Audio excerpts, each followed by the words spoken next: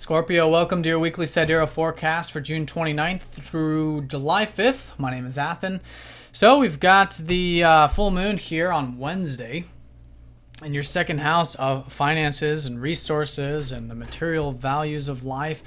And this has been an area that's been constantly in this state of renewal for you with Pluto transiting the second house. And he's retrograde now, so perhaps you've been reflecting on and thinking about these things. But with the full moon really creating that awareness and illumination of perhaps these changes in the material, financial, or value side of things. So the full moon always does show us the truth of things, especially conjunct up to Pluto. It illuminates that area, helps us see that area of life. And especially with all this activity in your 8th house, I think there is this keen awareness of truth, of what's really meaningful to you in life as well. And this is both on the material level, which is the second house, but also on the spiritual and non-material level as well. Maybe even relating to relationships, which is Mercury transiting that 7th house. So for you, though, I would say definitely around Wednesday, observing and reflecting on how things are unfolding with the material, financial, etc. And this can also be a culmination from the past 6 months for those of you who set off on new beginnings in relation to these second house matters over the past, since 6 months ago when you had the new moon here in the second. And also in regards to any new relationship stuff since that new moon 2 weeks ago in your 7th house, very close to the 8th house cusp with, maybe even relating to the deeper truth and transparency and things like that aspect of life as well, getting deeper with relationships and shared resources, things of that nature. So an awareness point, I always recommend that. And also with Pluto in particular, I think non-attachment is going to be key for all of us, and being willing to change. So the more willing you are to have change in regards to these second house matters, the better, because there is change happening. And of course, being open to that will facilitate it and allow it to flow much easier versus if we're resistant to it, for example. And that, of course, comes from non-attachment as well. So that's Wednesday. But coming into this week, we've got Venus trining up to Uranus while she's conjunct up to Jupiter. So this conjunction here is going on all the way through, Thursday. We'll be feeling it all week, though, but within 1 degree up until Thursday.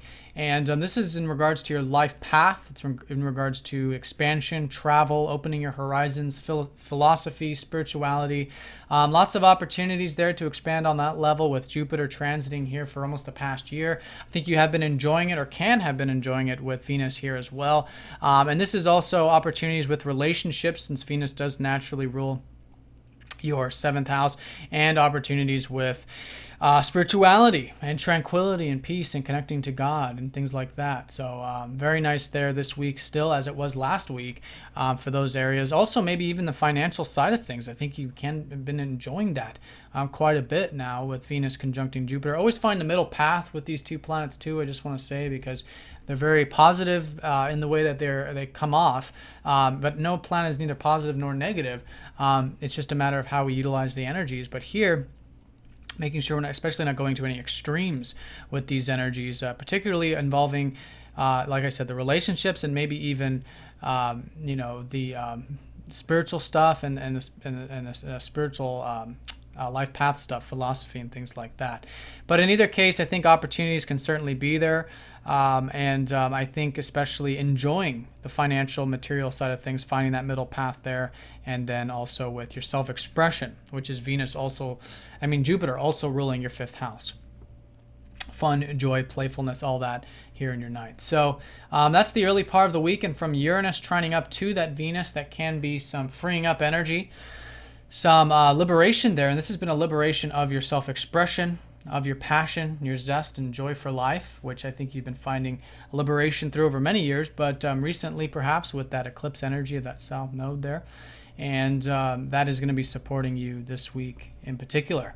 Now, midweek, we have that full moon, and then Wednesday through Thursday, the sun trines up to Neptune, which is emphasizing a flow for all of us. And this is a flow with the ebbs and flows for you in life, which is the 8th house and everything else that is involved with truth and the depths and true meanings of things. And this is coming from, this week of, it's been an ongoing theme of you trusting and flowing with things relating to home and family.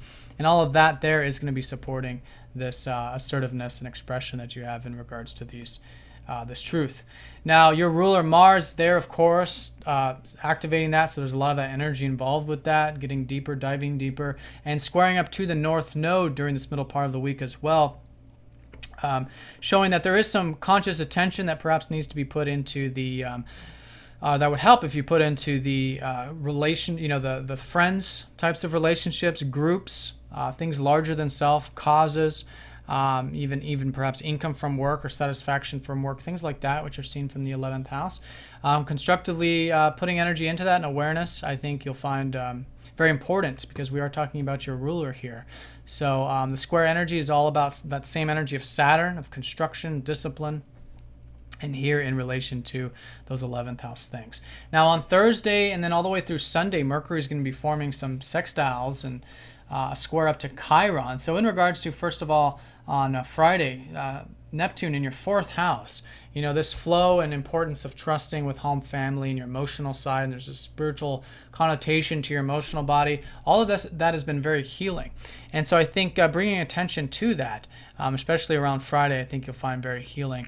On Thursday, though, leading into that Thursday and Friday, Mercury will be sextiling up to this this Uranus. So there is opportunities here, I think, with relationships in general, and again, to express yourself and to find that fun and joy and playful side of life, specifically around the relationships this later part of the week. And that's all from this stuff you're learning about relationships, perhaps you're thinking about in regards to those, etc. So very nice week, I would say, later part, especially for the relationship side of things, especially over the weekend, because Jupiter and Venus will be conjoined up to, in that 9th house, sextiling that Mercury. So perhaps there are some of those things you are learning about, philosophy, life path, spiritual studies, these types of things, which will certainly be facilitating the relationships. But I would say it's definitely a nice weekend for just getting amongst friends and relationships and everything else on that one-on-one level. Now on Sunday and then into next week, Saturn changes signs, goes retrograde back into your 12th house. So for over the past few years, for those of you who've been putting hard work into the spiritual element of your life, whether it's through meditation or just making sure you're getting enough rest and relaxation, things like that. Now an opportunity with Saturn for the next couple months to put in that hard work back into that area again, as it has been up until the later part of last year when you went into your first. And, for these next couple months, put in that discipline and patience and pragmatism with rest, relaxation. Make sure you're connecting to all those things, the spiritual or tranquil side of life. So, Scorpio, I hope you guys have a nice week. If you have any questions, please let me know. If you're new to this form of astrology, do check out the description down below, or masteringthezodiac.com if you would like a personal session as well. So I'll talk to you guys next time. Take care.